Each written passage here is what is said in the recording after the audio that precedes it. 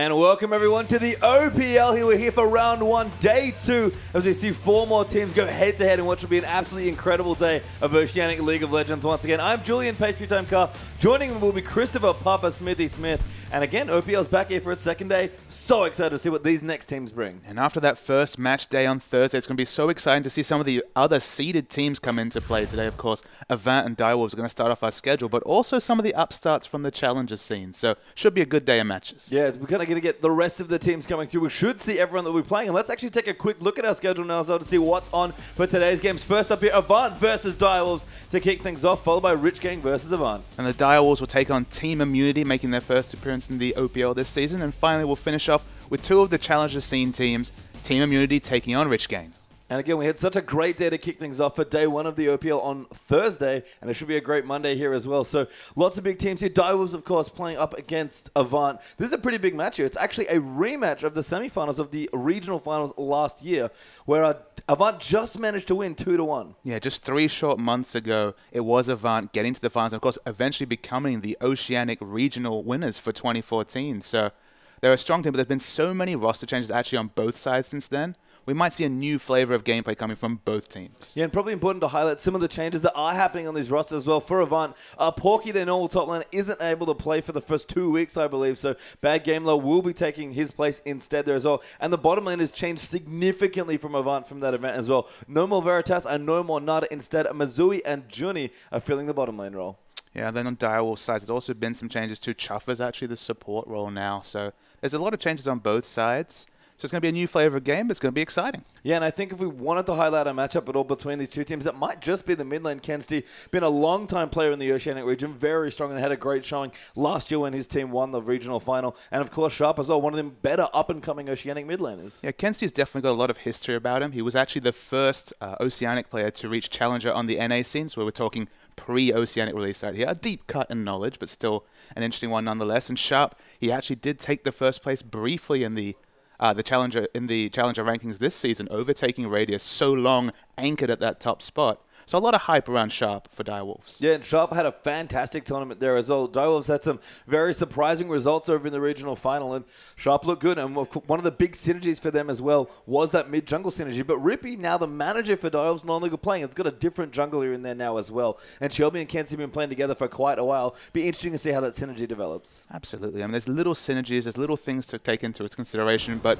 while the history is interesting, the OPL, it's just starting for the first time right now. The history books are about to be rewritten right here, and there's a lot to talk about. Well, see what these teams want to do for their first champ select here. Avant over on the blue side for the best of 1. Direwolves on the red. Azir and Hecarim have been banned out by Avant Garde, and Ari is going to get a ban by Direwolves. And there's a lot of Australian or Oceanic flavor with that Hecarim ban. So much play at the higher levels, mostly in the top lane, coming out of that Hecarim. We haven't seen it in other scenes so much just yet. Of course, one of the Oceanic departures, Keen, loves to play that in the mid lane for Gravity in NA, but been mostly a top lane pick right here after they increased the healing coming out from that W.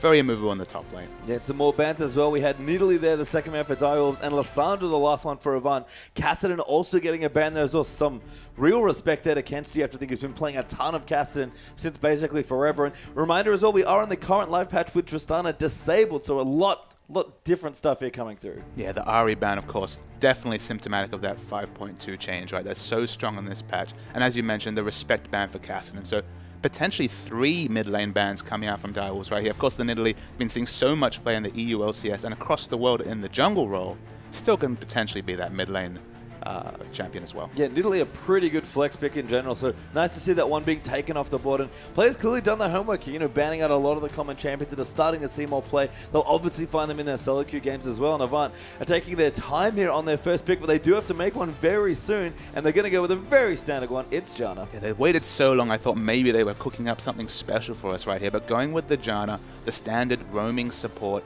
so much potential for disengage in the late game. A very safe first pick, because although it shows that maybe your 2v2 lane won't be the strongest 2v2, in the late game you know you're going to have that disengage flavor. So just a very safe, flexible pick to start things off. Yeah, Janna, a fantastic support. So we'll see what the Wolves want to answer with here. They've had a lot of mixed success, although they have changed a lot around as well. Perfection sort of came in halfway through last year for Direwolves, and can play almost anything. He's a very strong player. And of course, Soul Strikes as well, the new jungler. Who knows what he plays, but I'm guessing he plays a lot of the Java and a lot of the Rek'Sai, although that's seeing a little less play as well. Yeah, I mean, the obvious respect ban against Direwolves in past days would have been Rippy's Udyr right here. Of course, now that he's moved to the management position, no need to ban that away.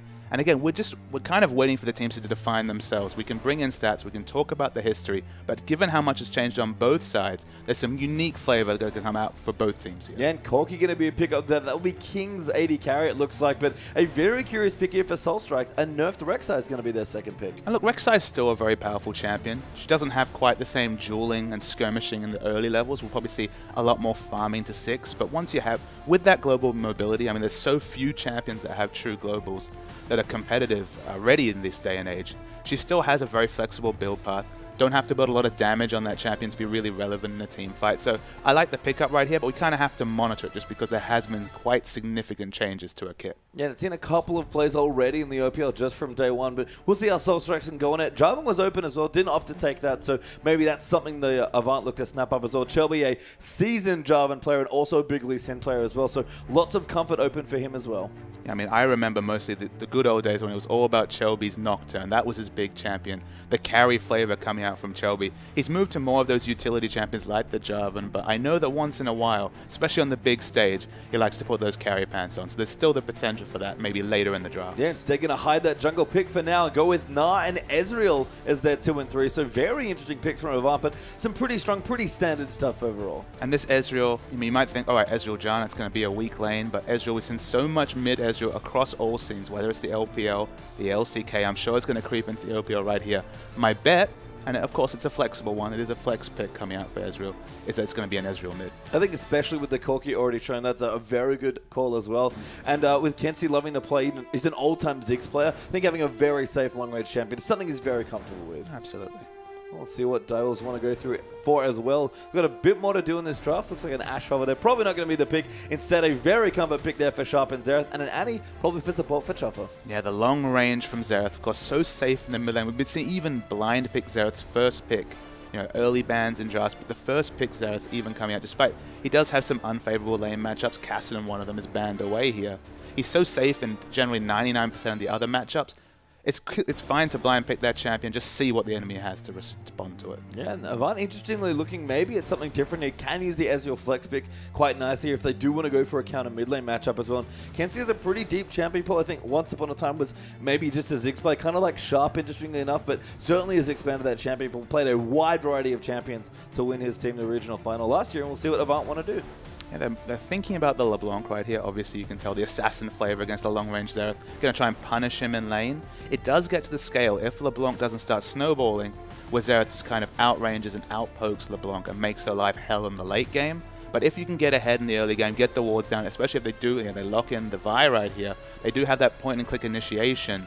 If LeBlanc's right there, the skirmishing, the 2v2, if they can get an invade going on the enemy jungle, a lot of power from those 2 picks. And Vi, probably a champion worth bringing up here as well. Starting to see a lot more play just in general. What is it about Vi that draws so many junglers to her now? I mean, she's very reliable. I mean, to have just an ultimate like that, she's very reliable for those engages. And since we see quite a lot of invading for vision, there's been more and more skirmishes between junglers and potentially the rotations coming in from the laners as well. Her early damage with that Volt Break is actually very high. She can do a lot of burst damage almost instantly. So if you can win those early skirmishes, snowball yourself to 6, having that reliable engage is a massive tool, and that's why Vi's seeing a bit more play. Yeah, Perfection did hover a favorite champion for a while in Jace, but we'll go with Aurelia for his top lane instead. So very strong teams across the board. Actually, don't feel like in the draft that either team really got anything other than what they were looking for. I mean, the only thing I'd say is that because you have that LeBlanc, you're looking for a bit more mid-game supremacy on Avant's side, but they don't necessarily fall off in the late game. You've got potentially the blue Ezreal coming out of Missouri right here, or Maz as he's named at the moment. Potentially, I mean, it has that lower gold cap, so you can get to 6 items earlier. So I'd expect that in the mid game, going to be a lot of power coming out from Avant, particularly when you get those first 2 items coming out from Ezreal. But it's very balanced across the board. You've got that Gnar versus Aurelia matchup in the top. A lot of balanced lane matchups, but still with the potential for snowball as in any competitive game. How do you feel about the top lane now as well? We've seen a lot of Aurelia into Gnar, but Gnar has seen a couple of changes since his kind of foray into the competitive scene early on. How does Gnar handle now in the top lane? I mean, the only real change has been centered around the Q, right? It's about having just a little bit less cooldown reduction on catching the boomerang right there. So in a bad lane matchup, maybe in a 1v2 situation, a little bit harder to farm from range right there. Of course, has a ranged auto attack most of the laning phase, so can still farm very safely. In a 1v1 against Aurelia, it's always, like almost every Aurelia matchup, she does scale and gets so strong around that level 7, level 9, gets those points and those abilities that Na can find it hard, but it's a skill matchup. It's a very even matchup right there. So I'd be surprised to see a big advantage, whether it was in a 1v2 or even if it wasn't that 1v1. Yeah, interesting to think about as well. I think Corki, very strong picker as well against Ezreal. Almost curious to see that Missouri wanted to take Ezreal into this bottom lane, especially with a more passive support like Janna. But, I mean, you talked about the Ezreal flex pick. It seems like Kenzie just wanted a slightly better matchup mid lane, maybe. Yeah, I would imagine that it was to do with that Xerath pick. It was almost they forced their hand to pick, what is it, an unfortunate 2v2 matchup, but does have potential for lane swaps right there. We haven't seen a lot of lane swaps in the OPL so far. I believe none in the first day, so that's still something that could be broken out for the first time right here. But in a 2v2 matchup, really do struggle with that AoE, harass, or poke coming out of the Phosphorus Bomb, and the fiercely single target Ezreal. The no sustain coming out from Janna makes it a difficult 2v2 matchup to stand up to. Yeah, I think in the mid lane, a smart summoner choice there as well coming through. Xerath does have the barrier. Going to make that Ignite a little less potent there for Kenzie, but Kenzie is a very interesting play to me. He seems to want to play safe quite a lot, but has definitely shown a lot of very smart, aggressive play when it feels like he can go in and get kills. So he's not afraid to make plays for his team. It was a big point of their win last season as well. And we'll see if he's still playing as well as he is. I think Shelby as well has to be a big call out here as well. When he's playing well, his whole team looks fantastic. Absolutely. Shelby is kind of the barometer for this Avant team right here. When he's good, he's been on the team for a very long time. He's a very consistent player. But especially when he gets ahead, he can snowball his team, and that's a rare quality for a jungler. It's a sign of a top jungler if he's able to snowball the wins right there. And look, he's got Vi, a very snowball jungler. If you get level 6 early on Vi and surprise the enemy with that ultimate, you can influence multiple lanes. The Vault Breaker's a good ganking tool for damage. The ultimate's that amazing lockdown. And we just touched on both the mid and the jungler here as well. Maybe let's look at the duo synergy, because for me, that was one of the biggest questions coming in here is, can Sharp and Rippy, who are not just, good players, but good friends inside and outside of the game, that synergy's gone now for Direwolves. So maybe starting with Avant, is Shelby and Kenzie going to really be able to bully with the Vi, especially on kind of in a mobile champion like Xerath? I mean, you'd expect so. It's one of those situations where Xerath will probably be happy to hang back, happy to clear waves, has the barrier if there's an aggressive turret dive right here. So he's not going to be looking to win the lane. He's going to be looking to get, maybe come within 10 CS, 15 CS right there. He's going to be happy to be denied a little bit just because, again, in the late game, LeBlanc has to distort, get into those short ranges to try and fish for the chains. Xerath's happy to sit back at 1,000 range and clear waves, even in the late game, and LeBlanc will eat a lot of damage if she tries to go for that aggressive harass right there. So it's kind of matchup where Sharp's happy to play on the back foot, but you can exploit that if you're Avant. You can take the very aggressive dueling duo of LeBlanc and Vi and really look to abuse the power spikes of 6. Once the 6 comes up, the Mimic and then the Assault and Battery respectively. If you can actually come together, push that wave in mid and do the roam, so much gank pressure coming out of that duo and skirmishes. I feel like Rek'Sai, though, kind of has an interesting spot in this matchup as well. Rek'Sai in general just feels very good when you want to really engineer plays and be intelligent with your map movement, because she still has a very low cooldown knockup. But it's one of those situations where, okay, Xerath's going to play passive, and if I was going to use an analogy, this would be like an Anivia in terms of it's going to be anchored to the mid lane, it's going to be slow to rotate to any jungle invades. So let's say that Avant play on the front foot. They want to go get those aggressive wards in. They start to get in the enemy jungle. There's never that neural network set up of tunnels. You can kind of see the potential for snowball in terms of map control. If Avant can be really proactive, get that control in the enemy jungle and get going from there, that might negate all of Rek'Sai's global pressure. Yep. But if it's just left even, it could go the other way. Yeah, pretty interesting to see how we do line up with our first game as we are into the game now. Avant versus Direwolves for their first OPL match here as well. Avant on the blue side here for this best of one. Direwolves over on the red. Yeah, we've seen consistently defensive fanning coming out from the teams in the OPL so far. We haven't seen the aggressive invades of other scenes right here, so I expect the same right here, but I'm ready for something different on the strategic front at level 1. Yeah, we'll have to see. Remember, it's both these teams' first time playing here on the OPL stage, so they might want to just, feel each other up, be a little more careful than they might otherwise be, but we'll see if they've done their homework and really prepared here. They could get quite aggressive at level 1 as well. And it could be this player's first exposure to a league setting as well. It's going to be a long season, each team playing 14 games, so there's a lot to get used to in the format, a lot to get used to in terms of the stakes they're playing for right here. So it's understandable if we see a bit of a quieter start. Yeah, we'll have to see it. Shelby looking to maybe start on the red side of his jungle. Soul Strike's going to look to start on the same side, actually, over on his red. So we'll see how that works out here for early jungle pressure. But it seems like nothing too insane going to happen here, level 1. Now we see Kenzie doing a bit of harassing around the map here. They're just getting wards down. They're poking out. They're trying to get a feel for what's happening right here. If I was a betting man, I'd say standard lanes, just to see, just if we're talking about where people are on the minimap right here. But there's always potential for rotation. Yeah, Chuffer here as well. Hasn't skilled a point to anything yet, actually. Maybe saving that Q for lane, but thinking about the W if he wants to get aggressive. And Chuffer definitely a player who formerly played AD carry for Dialves. It's funny to see him swap into the support position here, but King looks to be playing well as well. Kind of curious to see what Chuffer can bring to, I guess, the other side of bottom lane. And of course, historically also a mid laner as well. So he does have the AP mid mechanics down. He's on this Annie right here. Of course, has the aggressive flavor coming in there. Annie Corki's a very interesting lane. So much magic damage coming right there. You really have to be mindful of that if you're Junie, especially on that squishy Janna. If you're locked down, you can die in a quick burst. Yeah, and Chuffer does have Ignite for the summoner spells as well, so could really look to get an all-in going early in Direwolves. And when Chuffer played AD, Direwolves were very aggressive, even on champions like Caitlyn and Tristana. So if Chuffer wants to go in, you bet his team's following him in with him. And you never lose that playstyle. If you're an aggressive mid player, you're going to be an aggressive support player. That's just the way you work. And if you play on the front foot, like Chuffer always used to in the past, you have more potential to make the enemy make a mistake than you do yourself. You want to play aggressive, you want to play proactive, and you make the enemies react to you. Yep, you can see Shelby now kind of cruising through his jungle as well. Does finally get his red buff and walk over towards the blue side of his jungle, back towards the bottom now as well. King and Chuffer is pushing in fairly aggressively with their Corki, Annie, and Bazooka and Junie just going to hang out back and try and get whatever CS they can from range. So this could actually be there's a potential for a very passive early game here, just because we've seen a lot of Vias farming up to 6. Rek'Sai also has the same flavor, so we might not see the early lane ganks right here. And all the lanes are kind of predictable. We're going to see Direwolves pushing in the bottom lane here. They just have so much more AoE than their opponents. In the mid lane, Xerath probably has a little bit of a pushing advantage early. It kind of warps in terms of peaks and troughs in this mid lane matchup. It's going to be largely even with Xerath with that barrier betraying the fact he's going to play safe. He's just going to look to farm up.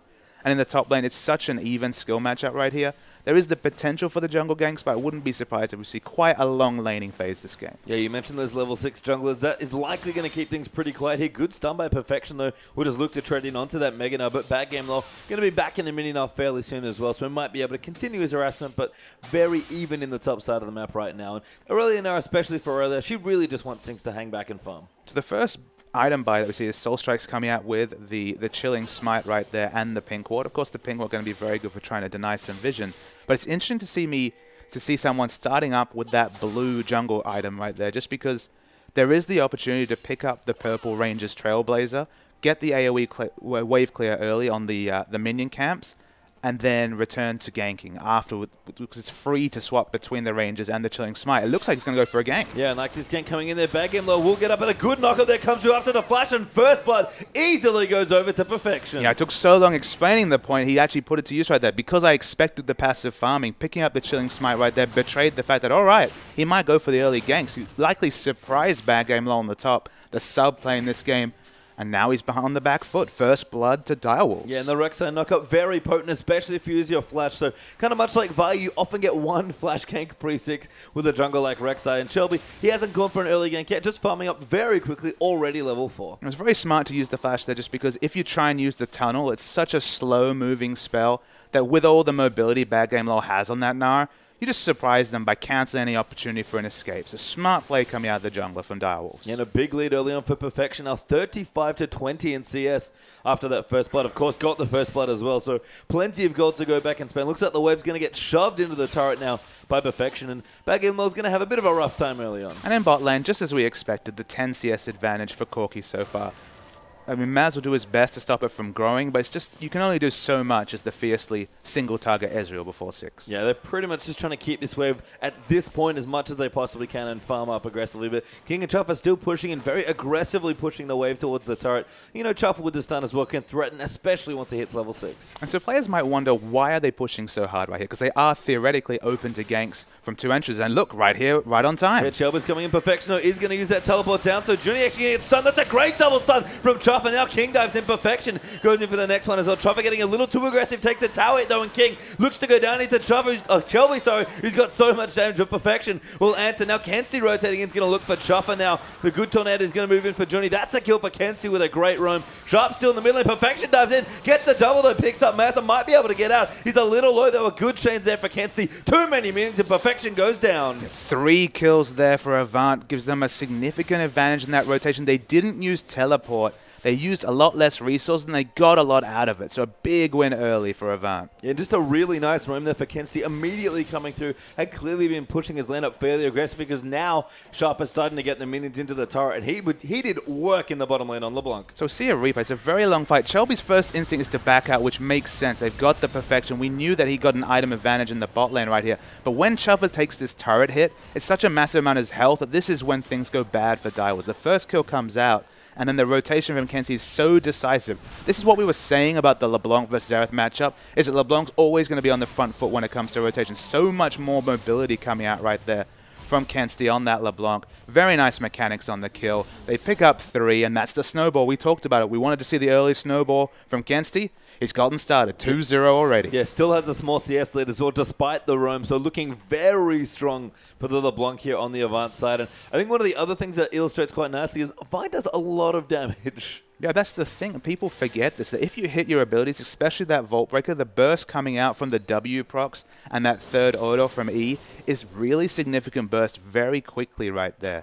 But I mean, just to return to the point I was going to talk about, because if you do push in the wave aggressively as the Corki right here, of course you're going to deny CS and get harassment onto Ezreal, but you also open up room for Soul Strikes on this Rex side to get those aggressive wards in and just jungle more aggressively with how the lane was pushing right there. They were punished for it in that instinct, but that's the standard indication we're going to see right there. We're going to see the pushing coming out just to open up aggression and map vision for Direwolves. Yeah, I mean, Direwolves, I guess, are happy to push 2 of their lanes if they assume that Sharp's going to get pushed in the mid as well. And Perfection, you can see, with his Phage and the Sapphire Crystal done as well, moving in towards the Sheen. Playing very aggressively. They're very far forward on his Aurelia, and he might be the person to really push through for the Wolves mid-game. And Soul Strike is actually aggroed the Dragon here. He's found a ward as well. Dragon's actually dealing him damage, and Dragon does not mess around on the damage front. But no Dragon attempt there for Direwolves. Just going to clean out the vision for themselves. Yeah, we didn't see any rotations coming from bottom, so we knew it wasn't coming, but Shelby's going in. Yeah, Shelby looks to be going in down towards the bottom. Chopper actually already dead off screen as Kenzie looks to roam down there as well. And another good gank by Shelby. Finally hit 6. An easy gank there under the poor Squishy Annie. Yeah, it was almost a surprise how quickly he hit the 6, so it's smart to go instantly to lane to gank. They pick up the kill on Chuffer. Caught once by the turret and second time by the Assault and Battery. Suffering in that bottom lane. Yeah, and a teleport disadvantage for the Wolves now as well. So Avant looking to secure a very fast early Dragon here for themselves. Going to drop just over the 9-minute mark, or just under it looks like here, as Shelby and friends will get their first Dragon of the OPL. Yeah, they don't even lose a death for that. They get a free objective completely right there, which is very significant. Seeing Ezreal actually going to the middle for a bit of wave clear right here. Tries to cancel Xerath's back. Doesn't quite manage it. But Avant looking good. Yeah, Avant looking on form, the same form that won them the last major tournament here in Oceania. Gold still even, though 4-3 in kills for Avant, but that early Dragon's going to give them a very nice snowball, especially if Kenzie and his LeBlanc continue to snowball. And I guess it makes sense that they're the ones picking up the Dragon here, because look where the gold has been distributed so far on this Direwolves side. It's all on Aurelia. Perfection's 3-1-0, has all his team's kills, has a 14 CS advantage in the top lane right here. And since he didn't have teleport available right there, not able to contest that objective. So smart understanding by Avant to say, all right, in terms of gold, we're well ahead in the bottom side of the map, so try and push that to our advantage. Pick up that early Dragon. I think, interestingly, though, for the Direwolves, the other person doing quite well is actually King here on this Corki. Despite all the action down the bottom with Kenzie roaming multiple times, he's actually 30 CS or so ahead of Maz here. And look, part of that is the matchup. We did explain there's going to be 10 to 15 CS advantage is the par for this Corki versus Ezreal matchup. But we do have to wonder out loud, how are Maz and Johnny going to fit into this new lineup right here? Of course, Veritas and Nada, the previous AD carry support, one of the cornerstones of that winning Avant team. So it's a lot of pressure coming into competitive play, making your debut on this Avant side, and really trying to live up to what was a cornerstone of Avant's success. Yeah, Soul Strike's getting sneaky in the top lane as well, but will back out from that potential brush gank and leave Perfection to his own devices, just because, to be honest, he's very comfortable right now in the position on his Aurelia. Trinity Force will be coming fairly swiftly, you have to think. Yeah, one more power spike, the Trinity Force being completed, and that's where you have to be really careful if you're Shelby or if there's any aggressive ganks onto Perfection right here, because there's always the potential for Aurelia to turn around a dicey situation with all the CC she has available. Soulstrike's looking towards the bottom side of the map now, as well as actually used his ulti to move in towards the bottom lane, although actually just going back into the jungle. Of course, as Kenzie there does catch Sharp with a chance. Shelby maybe looking to follow up, but Sharp deep in under his turret will stay safe there for now. I do have to say that scream coming out from Rek'Sai, I always think that she's going to go for that lane kill, but really she's always ganking those Raptors or perhaps the Krugs. Loves to gank her own jungle here as Soulstrikes will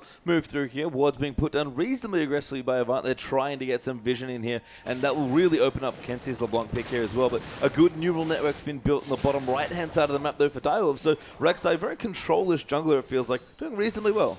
And Shelby, for all his gank pressure, he's got the early sight stone here, so it's going to be his job to get into the enemy jungle, get the wards down. If he can, he'll remove those tunnels, but he might not have enough time or be safe enough to be able to do that. So at least if he has vision, it's slightly more predictable, this Rek'Sai's movements. Yep, Soulstrike still going to clear out the Scuttle Crab here as well. Dragon not quite up yet, so they'll just get that objective over to the jungle. Very important to fight for the neutral buffs, and Scuttle Crab certainly is one of them. We see a lot of junglers really try and take that whenever it's available. Yeah, when they adjusted the gold on the jungle items right here, it's the 85 gold for killing that Scuttle Crab. And a camp that doesn't do any damage to you. So such a low impact camp, okay, it takes time to kill, especially after the first time it's fallen down. But if you can control it, you just have such a burst of gold compared to your jungle opponent. We can see down the bottom as well, the Wolves bottom lane continuing to play reasonably aggressive here. Corki still with a strong CS leader, though Missouri has caught up a little bit now on his Ezreal. Chuffer is all stunned, ready to go. Actually upgraded his gold item here, looking for a lot of flat AP, and Chuffer is still the aggressive player we know him as. Yeah, we normally see the very early sidestone coming out right here. But given how aggressive he's playing, it's very interesting to see him go for the selfish choice right here. I guess it's the AP mid flavor, like you say. I guess it's just playing with your tail up right there. And now that she's level 7, a lot of potential damage coming out. Good stun there coming through as well. Soulstrike's another good knock-up. Shelby flashes, but Soulstrike gets an easy kill and another great Rek'Sai play from Direwolves. Yeah, punished for his early aggression. You have to say Shelby was playing with his tail up right there, went for the invade, but found two members with a lot of burst damage coming out. It might be the nerfed Rek'Sai, but still plenty of damage coming out from that champion. Yeah, knock-up, still a knock-up there as well, and that's twice that the flash knock-up's been used fantastically by Soulstrikes. Kenzie, though, going to look to get aggressive. He's got a slim level lead. Sharp does just ding 10 there as well. And Athene's is done here for Zera, so he's looking pretty comfy now against LeBlanc. And on my screen, I was seeing the punishing trades coming up the top lane for Perfection. One burst of damage and bad game low, half health already right here. That was using the gap closer to get onto him. He didn't have it for the potential assassination, but this Gnar is in a world of hurt in the top lane. And you can see why Perfection's already finished up that Trinity Force at around 13.5 minutes, so very strong looking right now on this Aurelia, and level 11 is going to be coming soon. This tower now under threat as well, and Dragon up in a minute 10. Perfection with his port back up, looking to really turn things around. Doing a lot of damage to this turret already. We see the teleport is available, but understand there could be a potential Dragon in a minute. Giving up the turret for free right here. Should be able to DPS all the way down. Yeah, Perfection just going to go and actually wants to give it up a little bit. Just actually going back in. I think he wants to try and kill bad game law, although maybe trying to deny a few more CS into the turret as well. He does need to buy some time here as well, because the Dragon is going to be set up by either Avant or Direwolves. Probably Avant, given that they started with that buff for themselves. And bad game law not having the best time right now. Going reasonably defensive with his build as well. And watching that situation, you might wonder, why didn't he just take down the turret? He realistically could have shrugged off bad game law's damage and taken that objective. But sometimes you want to extend the laning phase if you're winning so hardily in a 1v1, because when the turret goes down, it's so easy to deny CS down, to let the minion wave push in, farm very safely under your second turret, and it's so much more difficult for Perfection to get any 1v1 kills. But in the shorter lane, because of the turret still being up, Perfection can still punish bad game low, this sub right here. Yeah, it looks like the Dragon's back up in 3 seconds. Shelby looking for a pick very quickly on this Vi, but will back off there with the Vault Breaker. And things are going to get pretty sketchy here for both teams. Perfection's got a good spike. Corki just finished his Trinity Force as well. So Direwolves, if they want to contest with his second Dragon and their first, this is a very good time to do so. Yeah, Direwolves have grown a 1,000 gold lead, but the amount of power coming through the Trinity Force isn't reflected just in the gold lead. So much burst coming out from King now on this Corki. Aurelia, of course, we've already seen the power of her trades. And Ezreal, although he's finished the management, is still definitely in a massive power trough compared to his Trinity Force opponent. And I wonder if Perfection just wants to keep bad game low on the top lane and prevent the Gnar from coming in for any sort of team fight. Yes, Aurelia adds a lot at this stage of the game to a fight, but I think Direwolves might just be happy with their 4v4. In fact, Kenzie going to lose his turret, almost gets stunned there as well by Sharp. and Dive's going to look to rotate down maybe. It's already a big objective. Basically, they can ensure another global turret at any point by Perfection here. Right here, he could go in, but look, he's just harassing Bad Gamer. He's just interested in doing damage. He's not worried about being flung into turret. He's just so strong. Yeah, looking for the solo now as well. Doesn't quite find it, but no one can walk back there. And Bad Gamer already used his ulti. He's going to be mini now after that as well. Well played in the top lane. And the mid lane, seeing a lot of aggressive trades between Kensti and Sharp right here. Didn't use his barrier. Actually held that cooldown despite a nice trade coming in from Kensti. It's even across the map, but in the top lane, definitely in Direwolf's advantage. Yeah, Dragon was started there as well by the Avant, sorry. But the Wolves will back in there as well. And we're going to go for some more contests of this vision as well. Soul Strikes again. Good pinks actually by Direwolves around the right-hand side of the jungle towards the Dragon. Soul Strikes looking for another potential knock-up as well, but doesn't quite have his flash back in. Perfection's returning now with a Giant's Belt to this Dragon, but I think they want to go 5v5. Yeah, I mean, the 5v5 target, of course, would be around this Dragon, but it's going to be so difficult unless they get the Gnar, the Rage up for the Mega Gnar transformation right here. They're going to have to be so careful on their engage against the double Trinity Force power spike right here with the Ezreal, who does have some decent poke, but it's nowhere near the Iceborne Gauntlet yet. Very hard fight to win for Avant. Kensti was at his blue buff though, so really strong timing here by the Wolves, but Avant might come in. A good poke comes out onto Misui as well, and Dials are going to secure themselves their first Dragon. True Chop Barrage will go wide, and maybe now going to look for a kill as well. Chuffer has his stun and the ulti ready. King goes very aggressive onto Misui, who gets chunked very low, and now the Zerathon is going to come up. Misui going to not dodge the last one, and Sharp cleans him up. It's all three of those level 11 Zereth ultimates right there. Wonderful play from Sharp. Starting to see the mechanics that have taken him to the top of Challenger. Hugely impressive from that Zereth. Really strong play there from Direwolves. We've been seeing a lot of Zereth snipes lately, and that was one of the better ones here. Now Direwolves going to push it onto the tier 2 now as well, and they are just so strong at this stage of the game. And with double Trinity Force, they're doing so much damage to the tower, but the engage is on. Going in, Chuffer in trouble. It does go down to the ulti. Great now resolved by back game low. Wallop Soul Strikes in there, and there's the double for Vi. Avant answered back massive there. So much burst damage coming up from Chubby's going in. Good for the triple as well, but King's going to turn it around. There's going to be the kill. Perfection now going to run him back, and back end running out of health, and the Naba. Perfection diving back in. Randall's got popped. The Junie will maybe go down instead now, and that's going to be a trade. A double for Corki perhaps as Misui going to come back around, and it's a bloodbath now. Maz actually in a whole host of trouble. King with the last auto for the double. You see the power of the Trinity Force Corki right there. He was below 40% health against a full health Maz, but just the nature of power spikes right there meant that Maz could do nothing, but Kensti gets the answering and kill. The short death time is making it a bloodbath here, back and forth across the mid lane. I think that was 3 for 2 or maybe 4 for 3 over the course of that fight, but a lot of people died. Now 8 and 8 in kills. OPL definitely taking nods from the Chinese scene with these super long team fights right here. Death is not enough to keep you from cleaning up a fight. No, not at all here, and we're going to see it again. So we see the fight. It's a huge burst of damage coming out the start of the fight from Chuffer right here. An instant double kill, basically, coming in right here. And this is where Direwolves move back. But note, the two people with significant power spikes are still alive. King and Perfection. And that's why it's too aggressive from Shelby. He thinks they can get one kill up and win the engage. But there's just so much consistent burst coming out of both Perfection and King. This target change here onto Journey 1, the Equilibrium strike up, was perfect. The name actually suits him right there, and it's just wonderful play from King at this. And understanding and judging his damage output right here. Of course, he'll feel bad, Ezreal, that the auto followed him so far away. But he sealed his own fate. Yeah, King played that really nicely, just doing so much damage with the Corki. He's going to look to do even more of that dueling as well. He's got a Blade of the Ruined King coming up next. It's interesting to see the Blade picked up here. Of course, if he'd gone for the Bloodthirst, it would be just a bit more poke under turrets. Of course, the Rockets and the Phosphorus Bomb do magic damage, scaling on that AD. But what it does mean is that he's got that self-peel against potentially Gnar or Vi getting on top of him. There's a lot of people trying to chase down the already mobile Corki, so that burst of healing might be very useful. That's a good stun there for Sharp. Kensti looking to chase in. True Chop Rod will be enough after the auto attack from the Blanc. Very well played. Yeah, the auto following just the side of that Ezreal ultimate, just enough damage. Sharp will feel a bit sheepish for dying right there, but the trades are still on the top. Yeah, and Avant actually take out the turret now as well. Perfection seems to be going back in as well, but Avant are going to stay grouped here, try and push out the tier 2 turret as well. Back him low. Seems like he'll get away there. So Direwolves definitely don't want to lose any sort of advantage in this situation. They have to be very conscious of the fact that they have a lot of power in the top lane.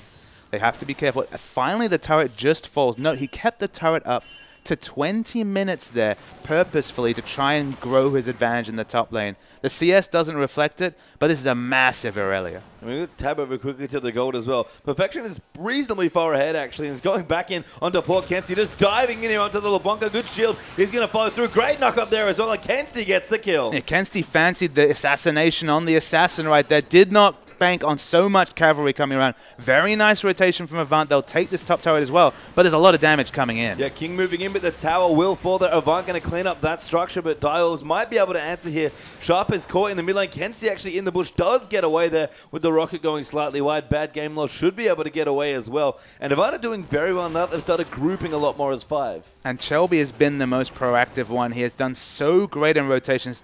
We see Sharp and Chuff are probably going to tank up this turret. They pick up another objective, so you can see every objective is counted by another one. Actually, it was 21 minutes. I apologize. It's finally the top turret falling right there.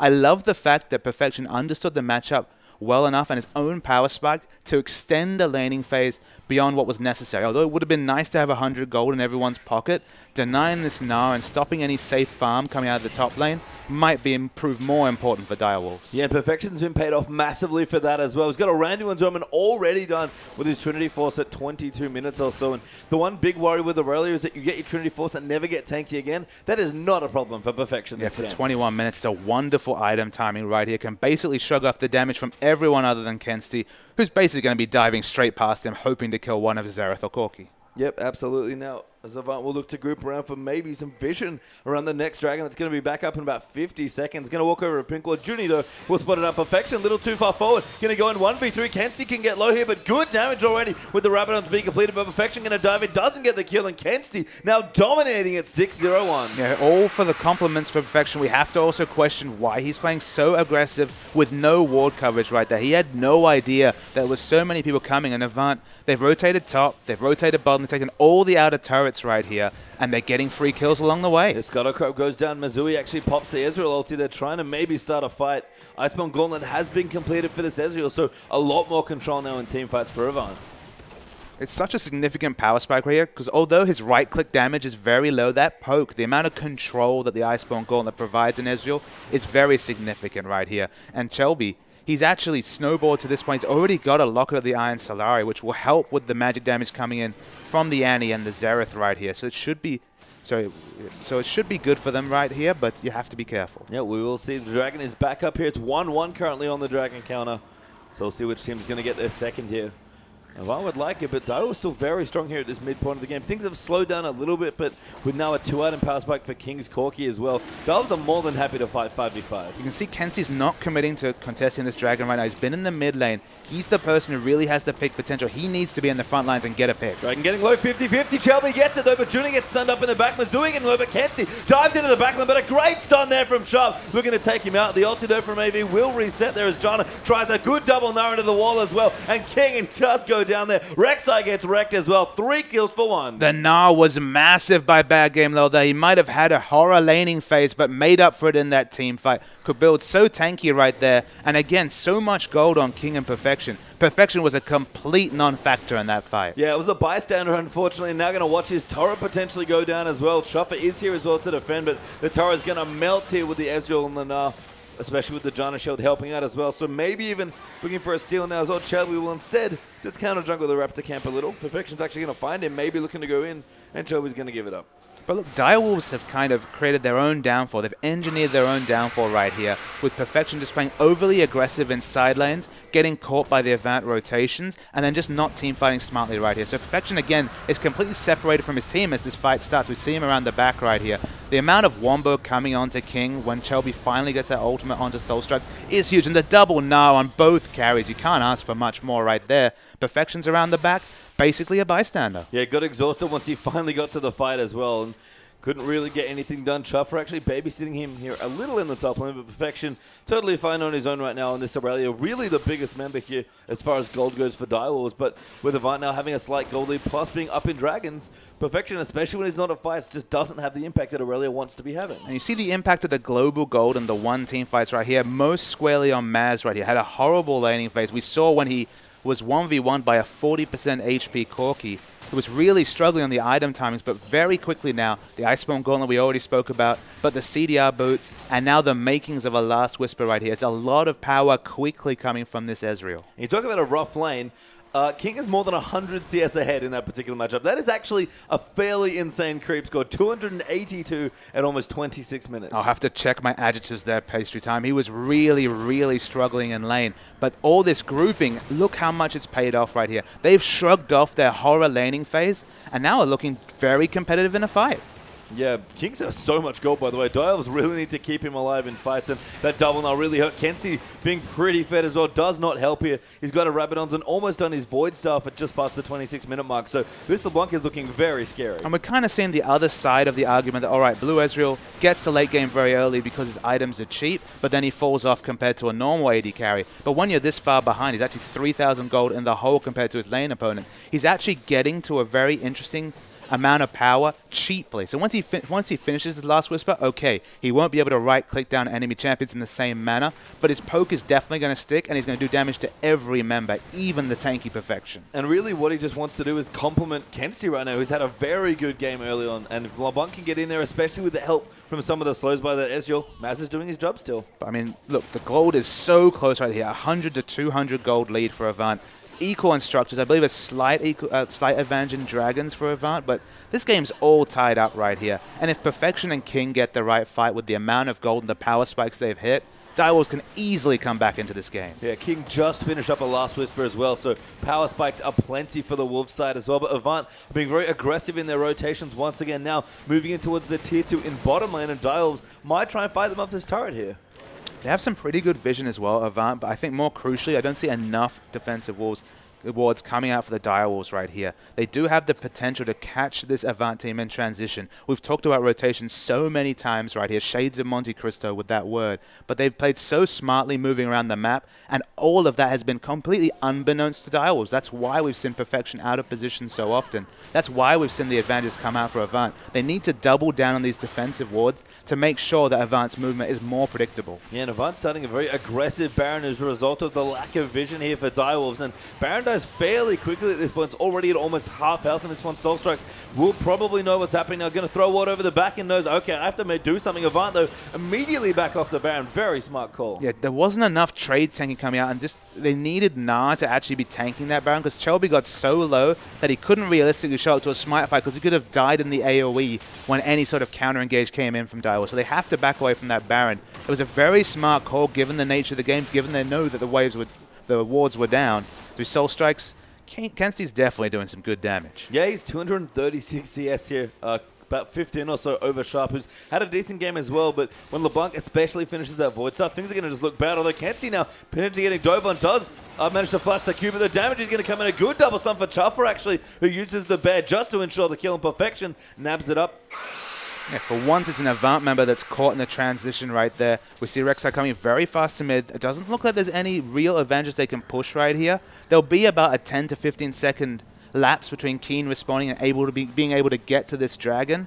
But they need to double down the wards around this objective if they want to stop that third dragon coming down for Avant. Yeah, and they do need to stop some of the dragon snowball as well, do Direwolves. Junie, though, will clean out a ward here on his John and make sure Direwolves get a little bit less vision here. And sort of one of the interesting things about Rek'Sai to me is that you get a lot of strong defensive vision with your tunnels in your own jungle, but if you don't get your forward aggressive vision, you can't really ever leave your side of the map. Yeah, the global mobility we speak about is so often half the map, just because you have that neural network. You can get to all your camps easily, but it's only if you can get a really fortuitous tunnel to get any sort of flank off for Soul Strikes that'll be able to get a surprise engage. If it's a 5v5 situation, it's very hard to get that knock-up just because you kind of have to come from the front in a linear fashion, unless you're already winning so hard that you're able to have those aggressive tunnels behind the enemy. It's one of those things where we've seen a lot of Sightstone junglers recently now as well, and Rek'Sai, at least in this build, is just not a jungler that provides that same sort of vision control. Though Maz actually may have caught out Soul Strikes here, bad game lock. Going to dive in there as well, looking to transfer into Mega. Now Shelby just goes in with the damage, but a good stun there for Sharp, and King is just dishing out the damage right now on Corki, but the Enderathod's going to try and help him. They do peel one. Bad game Leonard coming in as well. Soul Strikes will move into defend, and that's the first kill actually. Sharp gets a second there, and a great fight for Direwolves. Yeah, the danger of diving a Xerath you can see right there, but the fight's still going. Yeah, Perfection not done. jumps in onto Juni. King then moves in.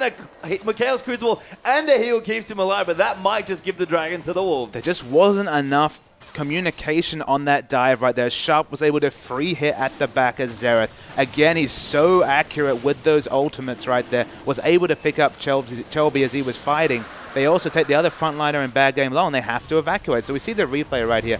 A lot is used, and importantly, Chelby misses his Vault Breaker, so there's less burst damage coming out right here. And in killing King, again, the skill shots are so on point. And the front line still is the Gnar right here. He's trying to get onto Sharp, but he's basically really using his abilities in the back and doing so much AoE magic damage. Yeah, and after all that, that's going to even up the Dragons now as well, which is real nice for Direwolves, who again, playing a very close game here versus Avant. 2,500 gold in the lead for the Wolves, but still have to find a few more fights like that. Perfection powering up, though. Banshee's Veil done for him. Corki's still moving on. Now has a non-magic mantle in his inventory and avoids stuff halfway down or so for Sharp with the blasting one. And you can see the difference in fights where they get an early pick and burst someone down, and when they try in vain to get to a backline that can do damage from so far away like Xerath right here. They need to double down on this vision advantage they've managed to create in the first 30 minutes of this game with their double Sightstone. And Direwolves, look, they just need to actually get a pink ward line up on the map. We look on the map right here. I believe there's only one pink ward towards the bottom of their own blue buff right here. Any sort of pink ward line to deny the LeBlanc picks coming out will really get this game in the manner towards Direwolves. Yeah, and the Baron Vision, is still being contested by Avant quite heavily. They've looked at the objective once already and kind of sneaking around there again. We have to make sure that Baron kind of stays in the back of our minds here because, yes, Dragons are powering up. The third one, actually, will be the next one that these two teams will fight for. They've both got two right now, but Baron's a big objective as well, and he's ready for the taking here for either team. Yeah, there's no Blade of the Ruin King completed for Ezreal right here. So because it's the blue Ezreal, he's actually one of the weakest carries in terms of taking down Baron. But we have to respect the percentage health damage coming out from both Gnar and Vi. It's almost surprising the amount of health damage and damage to Baron that this top laner and jungler is able to do right here. So there could be an interesting situation where they leave Ezreal to wave clear in mid and then try and take that sneaky Baron. But because they've been caught once with their hand in the cookie jar trying to take that Baron, probably not going to happen a second time. I mean, I think you hit it there. Avant really don't need to put hands in the cookie jar. Just put pink wards in the jungle and try and get picks with your very fun LeBlanc here. And Avant have just played really strong around structures, but maybe not as well throughout the jungle. Yeah, if Direwolves are allowed to be reactive right here and the pick goes wrong, Avant will lose a fight. But they've got the Vi ultimate. They've got a hugely overtuned Kensti on this LeBlanc. If they can't make the picks work, it's their own fault. King CS is still getting more and more insane, by the way. 363 at 33 minutes. This man is a beast. I mean, he's huge. I mean, he's huge on Corki. I mean, the mid game, it's never going to become a true late game situation with just how far ahead he is right here. Checking the gold, it's about 4,000 gold is the leader. Completed Infinity Edge, to give you context for that number. If he decides to go down that way, he's got a bit of magic resist right here just to stop the assassination potential from LeBlanc. He's massive, but again, it's on Avant to play proactively right here because in the late game, you know what's going to happen. If Xerath's ever able to pick up a Baron buff, push in, clear waves from massively far away, it's hard to close that distance without overextending. Yeah, you mentioned King before. I really like this pickup in his inventory. He's got a very reasonably quick Silver Sash. It's not going to be enough magic resist to deal with a Void Staff, Death Cap, a LeBlanc, let's be real, but it will stop that chains from doing damage, and maybe he'll be able to evacuate and get away from any subsequent damage coming out right there. And look, to be honest, he shouldn't be face checking any brushes at Corki. So if he plays safely, the QSS could provide a lot of utility. But, I mean, we're just kind of waiting for Avant to find the engage they're looking for. Yeah, pretty curious to see Chuffer actually going with the Talisman as well. You mentioned that, King's going to have struggled to stay alive against the LeBlanc combo, and you're right. But no Mikhail's here for Chuffer right now, going for the more aggressive Talisman of Ascension. And no Locket looking to be completed either by Dial so far. So all that magic damage that Kensi's doing, and he's doing a lot of it right now, it all sticks. It definitely does stick, but I mean, what is really the value of 20 more magic resist compared to this LeBlanc? LeBlanc's going to be bursting down one target. The AoE damage could be impressive. Soul Strikes, he's a very tanky man, but still eating a lot of damage on every trade from that LeBlanc as well.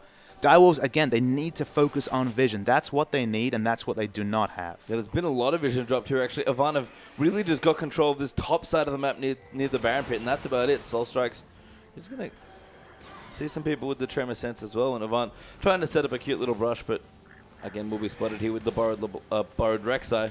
And Avant are dancing very heavily around this Baron, but Dialves are starting to push out and get more vision. They do actually have 2 pink boards in their inventory, so I think they're trying to get the counter pink land set up. And you can see how smart Perfection is grouping with his team here and helping them take down wards. If he was looking to split push to capitalize on just how strong he is 1v1, the 4 members left of Direwolves would have no chance of being able to check the brush and clear these wards because they'd be scared of all the burst potential coming out of LeBlanc and Vi right there. So he needs to stay grouped with his team as much as possible to help them clear wards because that's where the real power of this Vi is important right now.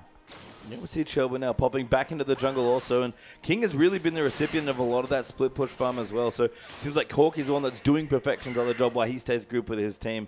Although Shelby did clear out another camp. Still looking good here on this fight. Very tanky, which is always the worry with Vi. You don't really want to go into that, get blown up instantly. You want to sponge as much damage as possible. They had enough pressure, Direwolves, to get that very, well, aggressive, but the excellent defensive pink ward near the Baron pit right there, so they know they're not going to get picked, putting vision on that Baron, so they feel safe enough to start the split push, to start grouping away. 20 seconds to the next Dragon right here. I believe both teams are going to be contesting for their 3rd. Avant will really want it, because where they've won this game has been in those mid-game rotations right here. So to have that extra move speed will help them.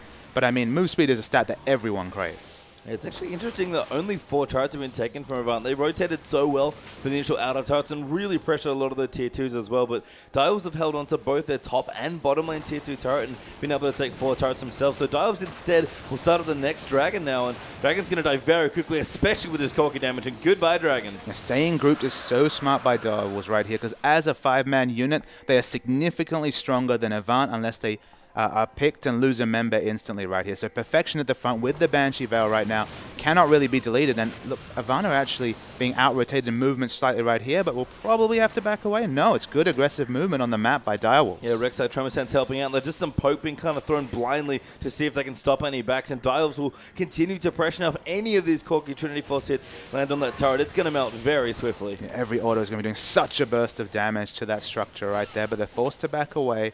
We've actually had surprisingly little neutrals picked up in the last 5 to 10 minutes of this game just because it's so tense between both teams. Avant understand what they need to do, but they've actually been against a Direwolves team that have grouped very smartly and done their best to deny the vision advantage that the double Sightstone has created right here. So both teams playing to their win conditions. Unfortunately for us, the viewers, means the game's been just a little bit quiet. I mean, you mentioned win conditions. I touched on turrets earlier. I think it's fairly funny that neither of these teams actually siege particularly well. Maybe the Xerath's decent in some sort of poke, but Avant have so much good engage that you can't really just sit there and poke forever and expect not to get engaged. I mean, I'd say the Direwolves team has a good siege comp, but as you point out, there's so much linear engage. The Vi is actually the one that's haranguing them away from trying that just because the Assault and Battery, it's very hard to mess it up. You just click on the right target and you go straight in. So because it's so reliable, you can see Direwolves are reticent to go for those aggressive sieges, and instead they fall back on the counterpoint of this. If you're good at sieging, you're probably good at wave clearing as well, so that's kind of why we're getting a bit of quiet time. This is one hell of a Baron attempt though by Direwolves. Kenzie going to collapse the tunnel, and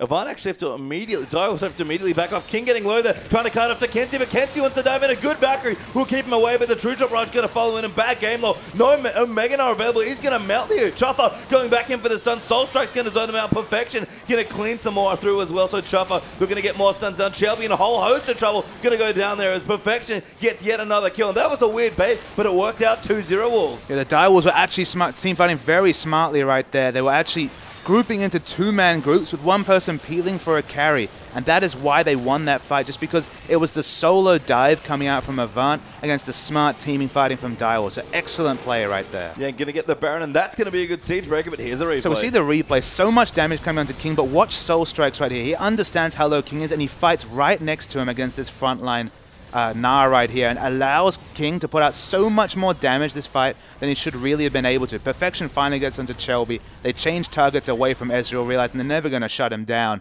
And again, very good teamfight mechanics from Direwolves to pick up that Baron. Very impressive, and King has picked up a Bloodthirster for himself now as well. 450 CS almost now and counting. He's almost he's 200 CS ahead of Missouri. It feels like King is going to be a name that we're going to remember right here as he's putting in a very impressive performance. He has so much lifesteal at this point, about 32%, probably 35% lifesteal or so coming out right here. That once he has the shield up from his Bloodthirster with that magic resist, you know, he's sitting on a nice little bit of magic resist right here is going to actually be surprisingly tanky for an AD carry. Yeah, the QSS looking good. The Scimitar, the only real item he can get left. Now it's Soulstrike's going to go into back end though. King going to get very aggressive on his Corki, but this tower's going to melt under the Wolves' pressure now as well. Perfection's even off towards the Baron area without his teleport. The Wolves feeling very confident. Yeah, the Baron buff is finally the go button to start sieging right here. They feel they're just confident enough to be able to take down these objectives. Now, when you get to inhibitor turret, it's so much more narrower in terms of terrain right here. There's so many good spots for that Gnar ultimate to come in and change a fight that they're going to be a little bit less assertive unless they go for a real full-on dive through Chuffer. They're just going in pretty aggressively. King almost face-checking the turret there for himself, but they're confident in the Baron minions. Baron really is the siege breaker, and with both these teams having somewhat awkward siege potential, although Direwolves now in this position looking very strong, they're very happy here just to be able to have a clean way to take out turrets. And Perfection has moved the Baron up minions into the mid lane right here. Now he's splitting against Gnar. He still has a pretty significant advantage right there and has very good turret damage with the Trinity Force procs. Of course, he's not going to kill Gnar anytime soon, but getting some little chip damage onto that mid turret. Yeah, so King maybe has to be careful. Chubby getting aggressive, but King immediately Valkyrie's out of the way, and Sharp and Chuffer playing pretty far back. Basically, all three members of Dials in this 4v4 push. Man, oh my god, that ulti did so much damage. The ult did a third of his health there, Pastry Time. That's how overtuned this Xerath is right there. We're lucky to catch that last burst of damage, but they're going to dive this turret right now. This turret's dead. And in the mid lane, Perfection's buying so much time, his team's going to push down an inhibitor. Yeah, Chelby's actually there as well. Perfection going to get dunked now by the ultimate for Vi. Flashes out, might be okay. It pops around him as well. Sharp going to move in. King going to rotate through as well. And now bad game law. Caught out in mini Gnar form in a bad spot there. King going to come in for some good damage there as well. And now Dives will continue to push down this turret. Kenzie actually slays Chuffer in towards the bottom, but the Wolves, they don't matter. They're taking structures. Yeah, they're team fighting and moving around the map so well right there. It was very interesting to see Bad Game Low and Shelby trying to contest Perfection in the mid while they lost their inhibitor in the bot lane. That's not a trade you ever want to opt into, and this could be the end. Yeah, good stun there moving through as well. Just missing back game low, but the slow dead lane. King goes deep there onto Kenzie. Wants to 1v1 to the block. He's going to get the double. We'll line up the triple now as well. Bad game low and Mega Gnar Fun will try and keep them up, but the Wolves are relentless now. Yeah, through all the distortions and a Mikhail's Crucible, able to kill that LeBlanc. You can see how much magic resist and effective health this Corki has. They might try and end the game. I mean, they're going to maybe look for it here. Mizui, he's going to get the kill into Soulstrike's King. Going to look for the next one, but he's a little low on mana. He's taking the turret. It's going to go down. He's going to go in for the Nexus maybe as well. He does use the heal. The ulti coming in for Xerath. Maz almost going to die again, but dodges the last two bolts. A triple kill for Ezreal. Avant, hold on. But what are they holding on to exactly here, Pastry Time? Their base is in complete ruins. Both the mid and bot inhibitor turrets down. Smart of Bad Game will actually to teleport to the top lane right here. He's pushing in that wave. He's bought a bit more global gold by taking that top turret right here, but realistically not going to get any more of an advantage, and it's quite a lot of work for the fiercely single-target Ezreal to clear out these super minions. Yeah, I mean, Chopper running in as well. Now Sharp will clean into AoE the minions here, so Wolves will very valiantly defend the top side of the map. Perfection, his teleport's going to be back very soon now as well, and Bad Game Law will not have that option available to him. And it's kind of a really unfortunate situation for Avant, but now that the pick game is really not going to work, given that they're so far entrenched in their base, you look down this team lineup right here, and in terms of wave clear, you've got the Mimic Distortion coming out from Vi. A bit of AoE damage coming out from this Ezreal, but it's definitely not as strong, so there's not much they can do. Mizzou getting poked in here as well. Shelby going to try and get the third dragon, and does, but Chuffer might look for stun here onto Juni. So much poke as well here by Sharp Xerath. I wonder if he's going to stun. But again, Soulstrike's actually coming in there onto Kenzie. Perfection's moving in as well here on his Aurelia, and Kenzie going to dive in towards the fountain, and they might just face take all this damage to kill the Nexus. Backgammon and Kenzie can't do anything at all about it, and Direwolves will clean out the Nexus in style. Direwolves, tanky frontline that we commended for fighting so well. They were able to shrug off that damage, no problem, and finish the game with the Trinity Force procs. Direwolves, there was such a lull in the mid game. We weren't sure if they'd be able to turn it on, but the moment they got the fight they wanted around Baron, they turned it on, and the win came shortly after. And a good thing to mention there as well, that was one of the weirdest baits I might have ever seen. Perfection used his teleport, and Rek'Sai ulted instantly to get on top of that Baron, but as soon as they saw Avant coming, they knew they could win the fight. And maybe that was just a situation of using those kind of obvious movements right there to bait the fight they wanted. They knew they could win, and given the team fight mechanics they showed, they must have been confident. So we'll jump to a replay here to get a bit more indication of this game. This is quite early into the game. Low kill score at this point, very even. Direwolves up a few thousand gold right here, but not a lot much. It's all in that global gold. So we'll roll the tape right here. And we start with this siege on the inner turret. It'll be a very early inner turret to pick up right here. And that's why we see Chelby with the engage right here. And he gets the Wombo first kill instantly right there. And the second kill comes up, and Direwolves, you look at them and think, all right, they're running away, they're in trouble. But remember, so much gold on both Perfection and Sharp at this point, both with their Trinity Force power spikes, and even in a completely outnumbered situation, they're just so utterly strong. Naga manages to get away just through sheer tankiness, where they change targets onto Journey. And this was a consistent flavor for Direwolves, was their team fighting. So smart team fighting coming out from their jungler and top laner right there. They were able to combo with their carries and fight well in situations where they were just able to call out targets, call out frontliners who were trying to dive that Corki, dive the Xerath, peel them off, and that's what won them the game. Yeah, a really great choking from the Wolves, but don't get anywhere. We'll be back after a quick break for more OPL action.